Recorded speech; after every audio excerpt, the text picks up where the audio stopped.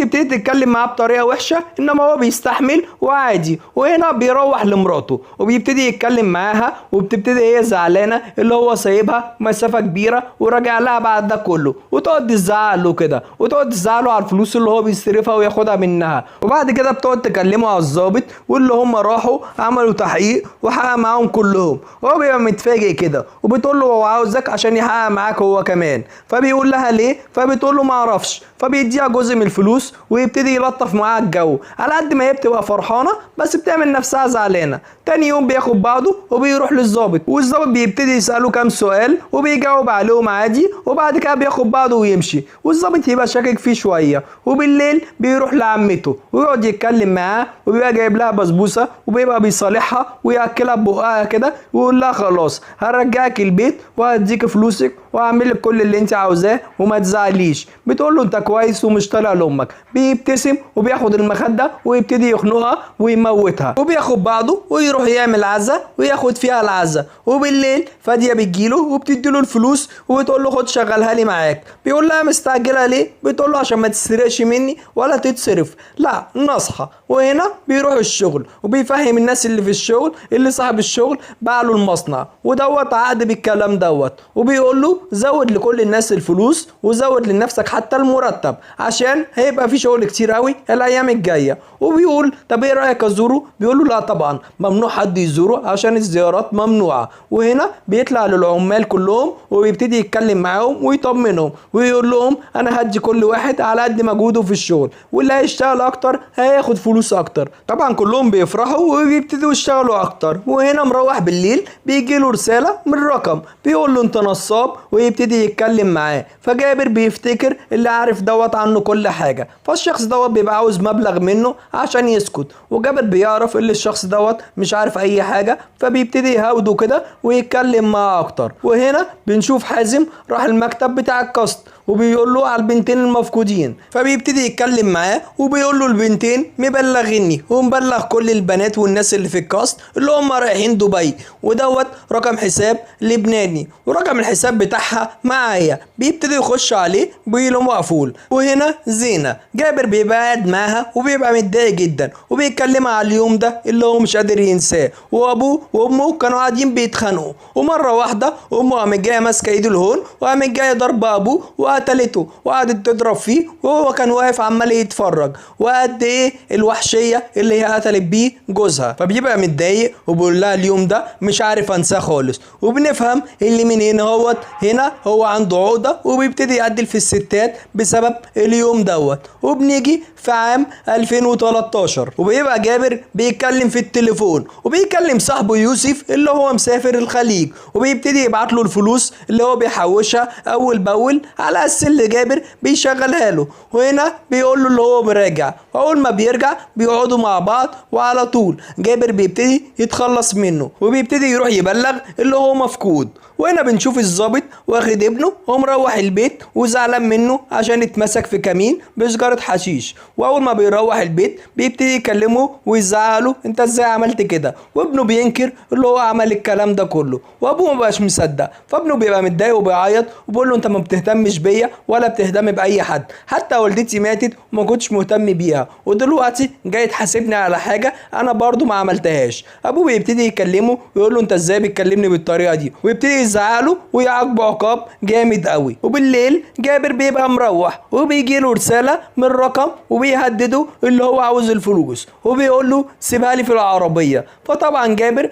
بيفكر وبيعمل كده وبيروح يحط الفلوس في العربيه ويعمل نفسه اللي هو مشي ويراقب. واللي بياخد الفلوس وبيبقى عامل الكلام ده كله رحاب بنت المحاسب اللي شغال مع جابر في المصنع. فجابر هنا بيبتسم وبيروح يمسكها ويقوم جاي واخدها على المصنع ويقوم جاي عامل لحمه كده اهوت، ويجي له تليفون بيكنسل ويبتدي يدق في اللحمه ويقوم جاي رايح لها ويقوم جاي ضاربها على وشها ويبتدي يضرب فيها بغل ويبتدي يموتها. وطبعا الموضوع بيبقى سهل عليه. وهنا بنشوف حازم جاب المنتج اللي هو اللبناني وبيطلع واحد مصري عامل نفسه المنتج ويبتدي يحقق معاه ويقول له البنتين فين. بيقول له ما اعرفش، انا في واحد جالي لابس طاقية ونضاره وقال لي اعمل كده، ويفضل يحلف له ويقول له والله انا ما اعرفوش ولا اعرف اي حاجه خالص. وطبعا الضابط ما بيصدقوش فبينده للامين ياخده ويوديه الحجز. وهنا بنشوف سواق التوك توك بيودي لام جابر طلبات، وفاديه بتطلع فلوس وبتحاسبه، وبتقعد تتكلم مع صاحبتها منال وبتقول لها قد ايه هي خايفه على الفلوس. وبيتكلم جابر ما بيردش عليها، فبتقترح عليها تقول لوالدته، فبتقول لها لا طبعا انا هكلمه تاني. وهنا بنشوف جابر بيبقى قاعد مع زينة وبيقعد يكلمها هو ليه قتل مراته وليه عمل كده، وبتبقى نكدية جدا مراته وبتقعد على طول تزعق معاه وبتهدده اللي هي تاخد كل الفلوس اللي هي كانت مديها له ومسلفها له وهتكلم ابوها وتقول له. فهنا بيجي له الفكره وبيخلص عليها وبيقول لها اللي هو ما كانش عاوز يخلص عليها دلوقتي، بس هي اللي استعجلت قضاها. وهنا بنشوف حازم روح البيت وبتبقى جدة ادم قاعده مستنياه، واول ما بتيجي بتقعد تتكلم معاه وبتنتقد تربيته مع ابنه وبتقول له الطريقه دي غلط، مراتك ماتت وما عندكش غير ابنك بس فخلي بالك عليه. فبيقول لها انا ما عملتش حاجه غلط، ودي انا اتربيت بالطريقه ديت وبرضه بربي ابني بنفس الطريقه. فبتقول له انا بنصحك وخلي بالك على ابنك وخلاص. وهنا بنشوف سلامه راح عند محامي كبير جدا سمع عنه، فبيقرر اللي هو يروح ويحكي له على كل حاجه ويقول له اللي بنتي عمرها ما تعمل اي حاجه غلط وقد ايه انا واثق في تربيتها، ويقول له انا نفسي تترفع عن القضيه ديت، وانا بعت الموتوسيكل بتاعي وبعت كل حاجه عشان اجيب لك الاتعاب وارجوك ما تخلاش عني. وهنا بيقرر يمسك القضيه من غير اي فلوس خالص، وهو هنا بيفرح اللي هو هيساعده. وتاني يوم بيجي امين شرطه لجابر وبيبقى جاي له بمحضر واللي بيستلموا فاديه ومنال، وبيبتدي يقول لهم لازم يجي. وفاديه هنا بتبقى مقلقه جدا على فلوسها. وهنا يبتدي حازم يروح لابو يوسف ويحقق معاه على ابنه ويقول له قول لي اي معلومات انت عارفها. وبيقول له من ساعه اخر رساله جات لي اللي هو هيجي مصر ومش هيسافر تاني، من ساعتها ما اعرفش عنه اي حاجه. وحازم بيقول له كده ابنك ما خرجش اصلا من مصر، ازاي اصلا سافر؟ فبيقول له ما اعرفش، امال ازاي كان بيبعت لي رسائل وبيكلمني. وهنا بنشوف ام جابر بيتكلموا وبتقول له على القضيه والامين اللي جاله، فبيقول لها ده عادي استدعاء عادي. وبنشوفه اللي هو مبقاش مقلق كده. وفاديه بتاخد التليفون وبيتكلموا وبتقول له انا عاوزه الفلوس بتاعتي، فبيقول لها ازاي ما شغال بيها وشغال في بضاعه. فبتقول له لا انا محتاجاهم دلوقتي. فبيقول لها انا جبت بضاعه والفلوس مركونه في بضاعه. بتقول له هاتهم وانا هبيعها. بيبقى متضايق جدا وبيقول لها خلاص هجيبها لك. وهنا بنشوفه راح لزينه وبيقول لها النهارده كانوا بيحققوا معايا في اختفاء مراتي. فبتقول له وبعدين ما هو ممكن يمسكوك كده. فبيقول لها لا مفيش عليا اي ادله. وبتبقى فرحانه اللي هو ذكي كده وبتقول له قد ايه انت شخص ذكي. وبنشوفه جاله تليفون وفاديه بيتكلموا وبتقول له انا عاوزه الفلوس بتاعتي. فبيقول لها خلاص تعالي لي المصنع. اول ما بتخش المصنع على طول بياخدها ويحدفها في الحيطه ويمسك حاجه ويقعد يضربها بيها لحد ما بتموت وبيخلص عليها. وسواق التوك توك بيخش يطمن عليها بيقوم جاي واخده طبعا جوه ويخلص عليه هو كمان. وبيروح المصنع تاني يوم وأكن ما حصلش اي حاجه. وهنا المحاسب بيبقى قاعد زعلان على اختفاء بنته، وهو بيبقى قاعد طبعا بيواسيه ويقول له ما تزعلش انا عاوزك تاخد اجازه كده اهوت وتخلي بالك على نفسك. فبيقول له انا هتصل وابلغ الحكومه. فبيقول له بلاش احنا ما نعرفش ممكن يكون في الامور امور. وهنا بيكون في صناعيه بتصلح حاجه في الفيلا ومره واحده بيلاقوا جثه هاله. وهنا بيجروا رساله وبيعرف بالكلام دوت. فطبعا بيروح ويقعد مع زينه ويقعد يحكي لها على اللي حصل واللي هم لقوا الجثه بتاعتها واللي هو هيتصرف وباقي الجثث هيشيلها ومش هيعرفوا طبعا يوصلوا لها. فهنا بتخاف وبتقول له خلي بالك على نفسك. فهو بيقول لها ما تقلقيش وبيغيب عنها كام يوم كده اهوت وبيقول لها طبعا هرجع لك تاني وهحط لك اكلك وشربك. فبتقول له مش فارق معايا اي حاجه، المهم اللي انت ترجع بالسلامه وخلي بالك على نفسك. وهنا بيرجع لعام 2018 بتفتكر اللي حصل وبتبقى فاكره صاحبتها هاله وبتفتكر اول ما هي تعبت كده وكلمت جابر هو قال لها تعمل لي ايه، شيليها وحطيها في الشنطه وبعد كده قفلي الشنطه ولو في فلوس ولا في اي حاجه هاتيها معاكي. وبعد وبعد كده تنزل بالشنطة وهي هتقابله، وبعد كده ياخدها ويروح يدفنها. وعشان كده بيقول لها عمري ما هتخلى عنك خالص، وبيقعد دايما يفكرها بالموقف دوت عشان تبقى في حماه وفي ظله. وبياخد بعضه ويمشي ويروح عند اختها اللي هي مراته. ومراته بتيجي كده تقعد تزعق قد ايه هو بيختفي وما بيقولش هو فين ولا بيقول لها اي حاجه. وهو طبعا بيلطف الجو وبيحاول يصالحها وبيقول لها انا بعمل كل ده عشانك، وبعمل كل دوت عشان ما تبقاش محتاجه حاجه، وعارف قد ايه انت تعبتي معايا. هنا طبعا بتصدق الكلام ده وبتقعد مع نفسها كده وبتهدى. وبعد كده امه بتبقى قلقانه على فاديه وقد ايه هي مفتقداها، وبتقول لها انا لازم اكلم جابر واطمن عليها. وفعلا بتتصل بيه وبيرد عليها، بتقول له ما تعرفش اي حاجه عن فاديه. فبيقول لها لا، انا اديت لها الفلوس بتاعتها وهي ممكن تكون على علاقه مع بتاع التوك توك، وانا سامع كلام كده بس مش متاكد هو حقيقي ولا لا. وبتبقى مراته صاحيه من النوم وداخله بتغسل وشها وبوقها ومتضايقه اللي هو بيتكلم في التليفون كده وفاكره اللي هو نازل. وهو بيطمنها وبيقول لها ده تليفون من الشغل بس انا هقضي معاكي اليوم دوت. وبيجي له امين شرطه كده وبيقول له في تحقيقات في القضيه والظابط عاوز العيله كلها. وطبعا كلهم بيروحوا والظابط بيبتدي يتكلم كده ويقول له الدم اللي لقيناه في الفندق نفس الدم بتاع الجثه اللي لقيناها، والطبيب اثبت كده اللي هي ميته مسمومه، بس ايه الدافع اللي خلاها تموت مسمومه مش عارفين. وده طبعا اللي هنشتغل عليه في القضيه. وهنا بيبتدي يحقق مع سلمى وبيقول لها اللي هلا ماتت. طبعا هي بتتصدم وبتخاف على اختها جدا ومبتبقاش مصدقه، وبيقول لها لازم تقولي لي على اي معلومات. والاتنين ما سافروش اصلا ولا خرجوا من مصر، ولو في اي حد كانت بتكلمه او مرتبطه بيه قولي لي. بتقول له مفيش غير ابن خالتها بس. بيبتدي ياخد بياناته وبيدخل جابر وبيحققوا معاه على اساس اللي هو اسمه محيي، وبيسالوه فبيقول لهم ما اعرفش اي حاجه، وبيبتدي ينكر وبيبتدي يلطف الجو كده ويسال على ابنه. وهنا ابنه بيبقى قاعد مع صحابه بيبقوا قاعدين بيشربوا وبيجي له تليفون من ابوه وبيخاف وبيقول لهم اسكتوا، وبيبتدي يكلمه ويقول له انت فين؟ بيقول له انا في البيت. وبيروح المحامي القهوه عشان يبتدي يعرف اي معلومات. فبيقابل منال بتبتدي تقعد تتكلم معاه وبتقول له معلومات على جابر وبتعرفه اللي هو كان يعرف واحد وكان مشاركه وبعد كده هوت اختفى، واي حد بيقرب من جابر دوت بيختفي. بياخد المعلومات دي كلها وبيروح للمحامي اللي هو شغال عنده ويبتدي يحكي له وبيقول له جابر ده عليه علامه استفهام جامده جدا، واي حد بيقرب له طبعا لازم يختفي ما نعرفش ليه. فالمحامي بيقول له لازم تروح لابو يوسف دوت وتعرف معلومات اكتر وتيجي تقولها لي. وهنا بنشوف جابر رايح الاسم هو والمحامي، وصاحب الشغل طبعا بيذكر جابر اللي هو شايل المصنع على كتافه وما يعرفش طبعا اللي هو سرق المصنع ولا اي حاجه خالص. وبنشوفه هنا هوت اللي السجن هده وخلاه يتوب على كل حاجه وخلاه يتوب على كل الحريم اللي هو عارفها. وبيقول للمحامي انا عاوزك تكتب لي المصنع لاختي. فهنا جابر بيبقى متضايق جدا وبيخاف اللي هم يعرفوا اللي هو مزور الورق. وهنا امها بتكلمها وبتبقى قلقانه على بنتها وبتقول لها صاحبتك لا جثتها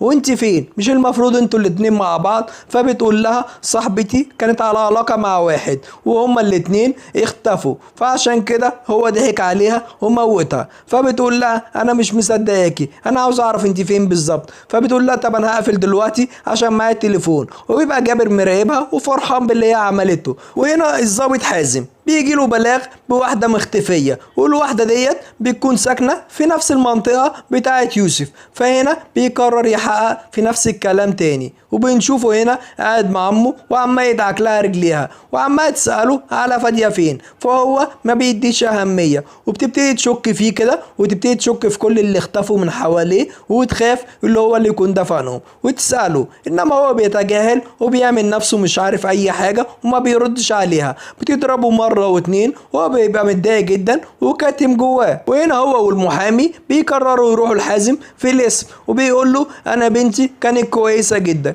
وجوزها مش مدي اي اهتمام ولا بيدور عليها واحنا شاكين فيه، كل اللي حواليه بيختفوا. فبيقول له هو كان يعرف واحد اسمه يوسف. فبيقول له يوسف ده بالذات كان صاحبه ومره واحده بقوا شركاء ومره واحده اختفى، وقبل ما يختفي بعت رساله لابوه اللي هو يختفي. وبنتي برضه بعت بعتت لي رسالة. يبقى كده شخص واحد اللي بيعمل الكلام ده كله. وجابر بيقرر يروح يبيع المصنع، فبيروح لواحد وبيقول له اللي هو عاوز يبيع له المصنع عشان سمع عنه كلام كويس. فالتاني بيستغرب وبيقول له انا كنت عاوز اشتري المصنع ده من زمان، ايه اللي حصل؟ بيقول له انا اشتريته وبعد كده ما قدرتش ادوره عشان مشغول في حاجات تانية، فالناس قالت لي اللي انا ابيعه لك. فهو عمل له خلاص ماشي اقعد بس كده. انا رحت عملت تحريات على اللي اسمه جابر ولقيته محبوب في المنطقة بتاعته جدا، وبيخدم الصغير والكبير ومفيش حد ما بيحبوش، وقد ايه هو شخص كويس. وعشان كده مش برشح اللي هو عليه اي شك.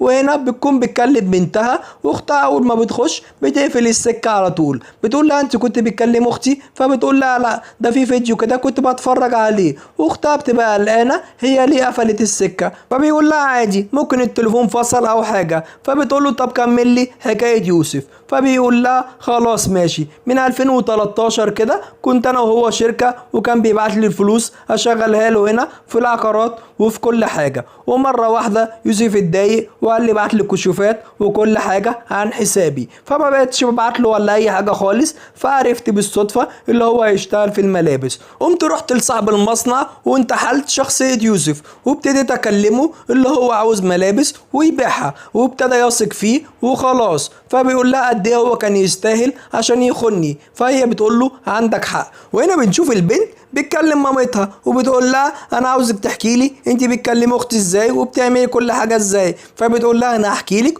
وما تحكيش لحد، هي بتكلمني من ساعه ما سافرت. فبتقول لها طب كلميها لي. اول ما بتتصل وبتكلمها اختها بتتخض وبتقول لها انت فين؟ فبتقول لها مسافره. بتقول لها طب كلميني فيديو. جابر بياخد التليفون وبيقفل السكه وبيقول لها مش هنكلمها تاني. وسلمى بتقوم جايه رن على جابر، بيقوم جاي فاتح عليها وبتحكي له كل حاجه، وبتقول له راح الاسم وتعالى معايا. بيقول لها انا مش موجود دلوقتي وفي الشغل، خليها بكره. بتقول له بكره ايه؟ انا رايحه دلوقتي. وبنشوف حازم بيروح ويقعد مع ابنه وبيتكلم معاه وبيقول له انا كلمتك وقلت لي انا في البيت وما كنتش في البيت وصاحبي شافك كنت قاعد مع اصحابك. فبيقول له لا وبينكر. بيبتدي يعاقبه وياخد منه التليفون. وبنشوف سلمى بتروح الاسم ما بتلاقيش الظابط فبتقعد تستناه. وهنا بنشوف رضوان بيقعد مع جابر وبيتفق اللي هو هيشتري المصنع. جابر بيطلب منه طلب، بيقول له عشان خاطري خلي عم صادق في المصنع، هو بقاله فتره في المصنع وشايله على كتافه.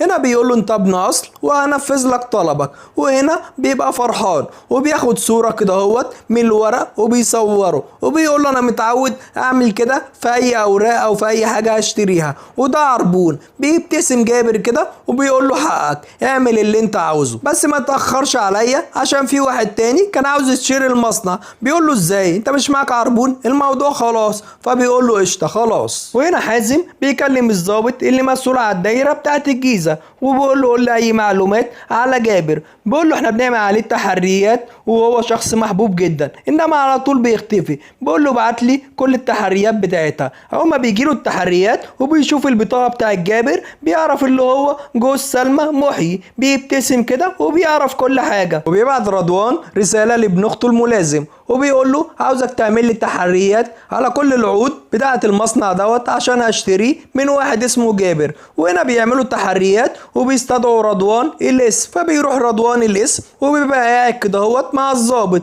وبيقول لهم انا اعرف اللي هو اسمه يوسف واعرف اللي هو عاوز يبيع لي المصنع دوت. فبيقولوا له ما تقلقش احنا هنعمل فخ وهنمسكه، انت هتروح الصبح في ميعادك عادي عشان تشتري المصنع. وهو فعلا بيروح المصنع وبيقابل صادق هناك. وصادق بيشك كده وبيلاقي في رجاله كتيره في كل حته. فبيبقى شاكك وبيتصل بجابر وبيقول له في حاجه غريبه كده، الراجل اللي جاي يشتري المصنع دوت في رجاله كتيره واقفه وكل شويه يتكلم في التليفون. فجابر بيشك وبيمشي وبيجري وهم بيبتدي يجروا وراه. والظابط حازم بيوقفه ويقول له اقف عندك هضرب بالنار. بيقوم جاي جابر ماسك عيل صغير بيتحمى فيه ويرجع بظهره كده سنه سنه ولهم جاي ناطط واخد بعضه وجاري. وبيروح لزينه كده كده وبيقول لها يلا بسرعة، الشرطة عرفت مكاني وعرفت كل حاجة. فهي بتقول له لا طبعا انا مش هاجي معاك، وقد ايه انا بكرهك وبحتكرك وسيبني. بيتضايق جدا وبيفضل يكح كده وبيفضل يفتكر قد ايه هو كان بيعذب فيها وبيضربها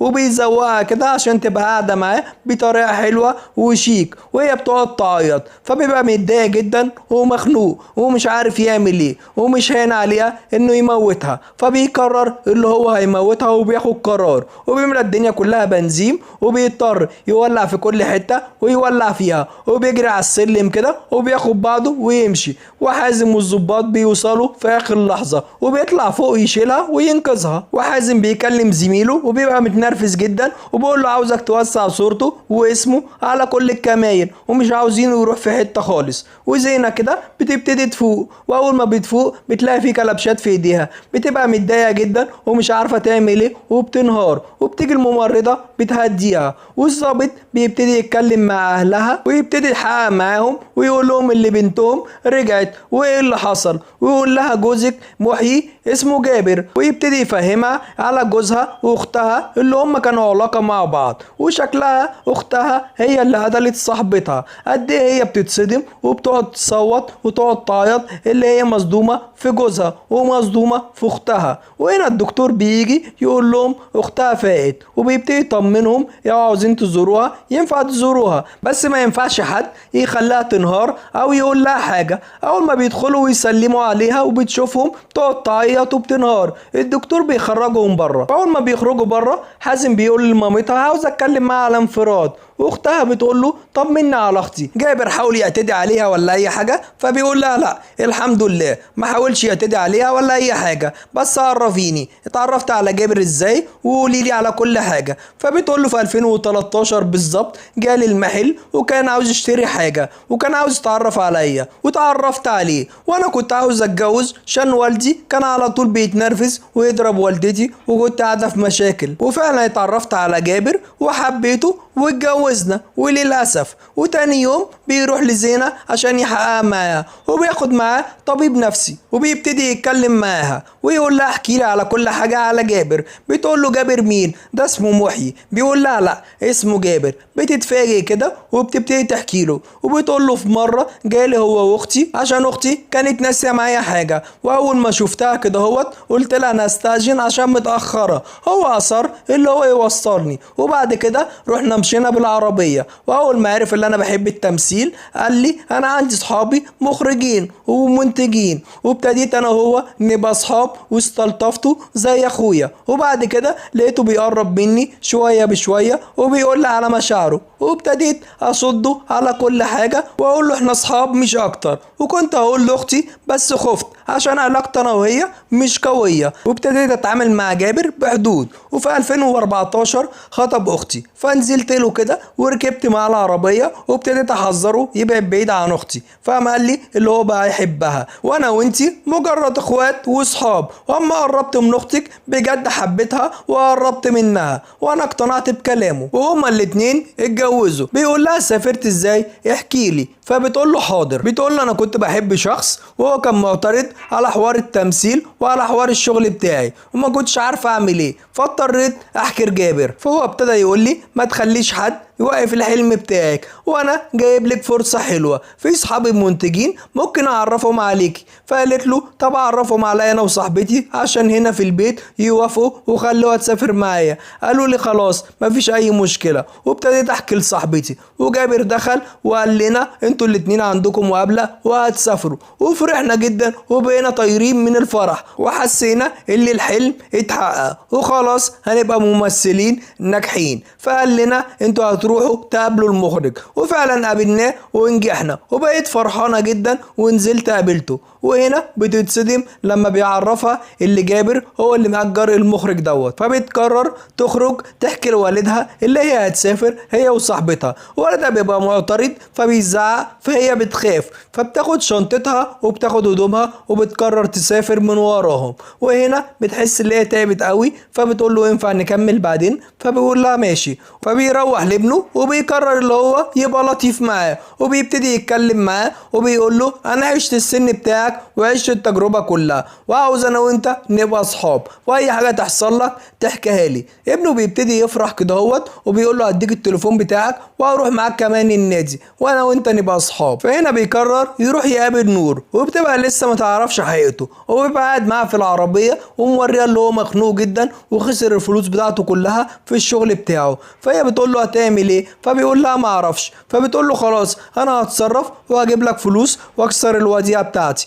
فبيقول لها بجد؟ فبتقول له اه. وهنا والدته بتكلمه بتقول له تعالى لي حالا عشان انا تعبانه. وهنا المكالمه بتتقفل، ما بيلحقوش يحددوا المكان بتاعه. فالظابط بيقول لها اتصلي بيه تاني وحاولي تطولي معاه السكه، وبتتصل بيه كذا مرة. وهنا بيحس اللي فيه حاجة، فبيقول لها خلاص حاضر انا جاي لك. وبيبتدي يتنرفز على ام جابر ويزعل لها ويقول لها ابنك قاتل كذا حد وانت كده بتسطر عليه. بتبتدي تتمسكن وتقول له انا ابني ما يعملش كده، ويحط البيت تحت المراقبة ويقول لها راقبوا الدنيا كلها. وتاني يوم بيبقوا عاملين له كمين على اساس اللي هو جاي لوالدته، وبيفضلوا يبصوا لبعض كده هوت ويشوفوا هو جه ولا لا. وفجأة بيلاقوا واحدة منقبة راح على البيت بتاعه، كلهم بيفتكروها جابر. بيجري على طول كده وبيشيل النقاب، بيلاقي واحده بيدخلها البيت وبيقول لها ايه اللي جابك هنا؟ بتقول له جابر كلمني وقام قال لي اروح اطمن على والدته. بياخد التليفون ويشوف الرقم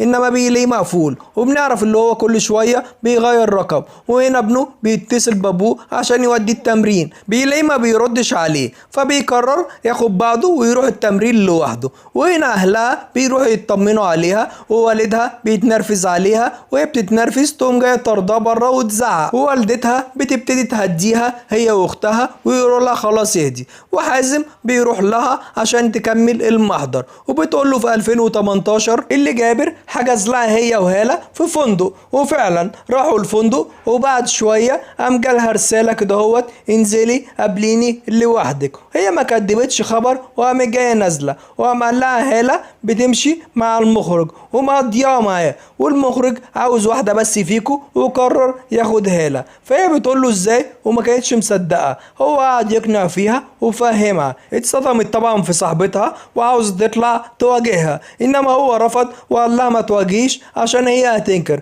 حط لها منوم من بتاعك لحد ما تنام وميعاد الطياره نروح عليها وانت اللي تسافري. وفعلا عملت كده، حط لها في العصير منوم وطلعت ادته لصاحبتها، وقررت طالما صاحبتها شربت تواجهها وتشوف عملت كده ليه. وصاحبتها ابتدت تنكر وتقول لها الكلام ده كله ما حصلش، وانا عمري ما خسرت، ده انا اللي اقترحت عليكي اللي انت تسافري، انا هلم الهدوم بتاعتي واخدها وامشي، بس انا حاسه ان بطني بتتقطع. فقامت لها في ايه؟ انا حاطلك منوم بس عشان تنامي. قامت دماغها نزلت مخبوطه وافتكرتها ماتت، وقمت جايه مكلمه جابر، وقام قال لي حطيها في شنطه، وحطيتها في شنطه وركبنا العربيه ورحنا في حته في الصحراء. قام جاي مطلعها من الشنطه وراح عشان يدفنها. انا اول ما شفت الموقف خفت وجريت، قام جاي ضاربني على دماغي، قام اغمى عليا. وهنا الظابط بيقول لها اللي جابر بدل ما يحط لها المنوم حط لها سم وهي شربته عشان كده ماتت. هي طبعا بتبقى متضايقه جدا على صاحبتها وبتقول له انا كده ممكن اتعدم ولا ايه؟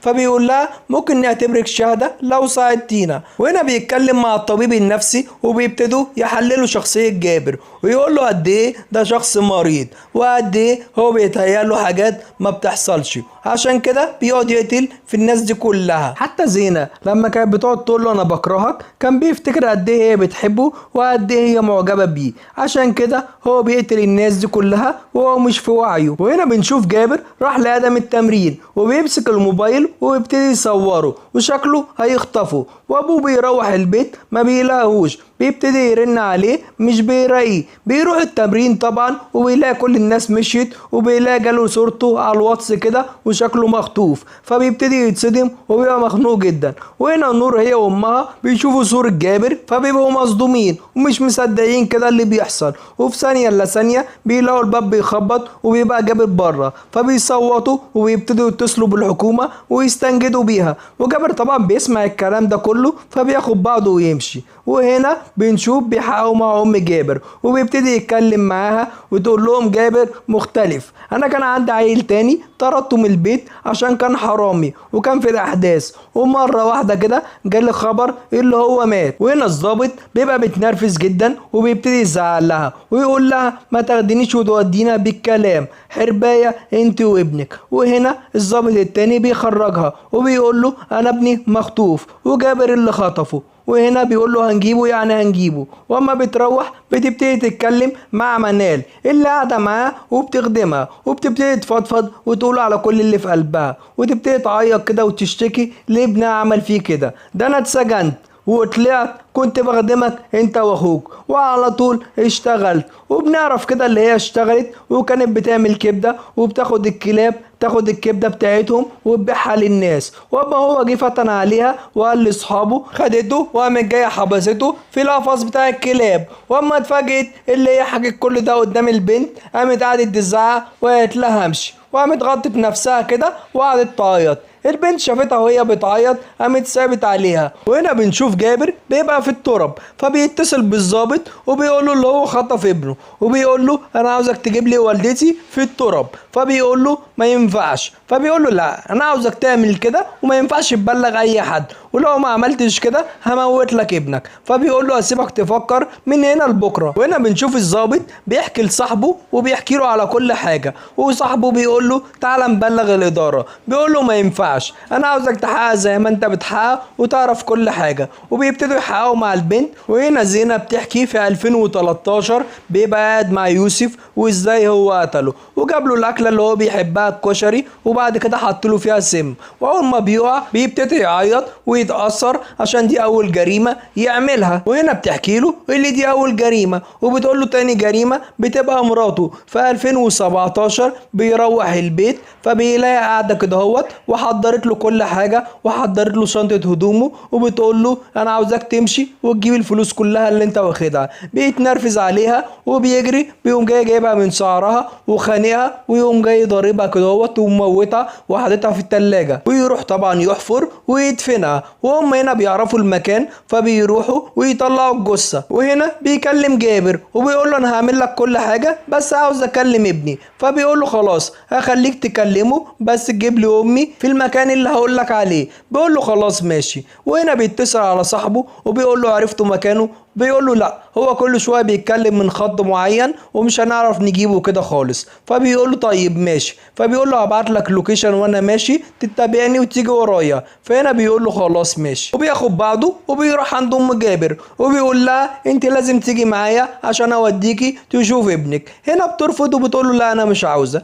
بياخدها بالعافيه ويركبها معاه العربيه ويقول لها تعالي. وبيبقى جابر شاكك اللي هو عامل له كمين، بيبقى براقبه كده من مكان عالي بيلاقيه داخل لوحده. واول ما بيدخل له بيقول له ارمي المسدس بتاعك. بيبقى مش عاوز يرميه كده اهوت انما بيقرر اللي هو يرميه. وبيبتدي يتكلم مع والدته ويقول لها انا هاخدك وامشي ما تخافيش انت هتبقى معايا وهنسيب البلد ديت ومش هنقعد فيها تاني. فبتقول له انا ولا همشي ولا عاوزاك ولا عاوز ابقى معاك، انت ايه اللي خلاك تقتل وايه اللي خلاك تعمل كل دوت؟ انا ضحيت بنفسي عشانك واتسجنت عشانك. بيفضل يزعلها ويقول لها اسكتي انت السبب في اللي انا وصلت له. بتبتدي تقول له انا السبب ليه؟ انت جايب اللوم عليا؟ ما تجيبش اللوم عليا خالص، كان عندي اخوات غيرك وكان عندي غيرك عشان كده كنت لازم اشتغل واعمل المستحيل عشان خاطرك. بيبتدي يتنرفز ويبتدي يزعق ويبقى في حاله مخنوق جدا ومش عارف يعمل ايه. ويقول لها اسكتي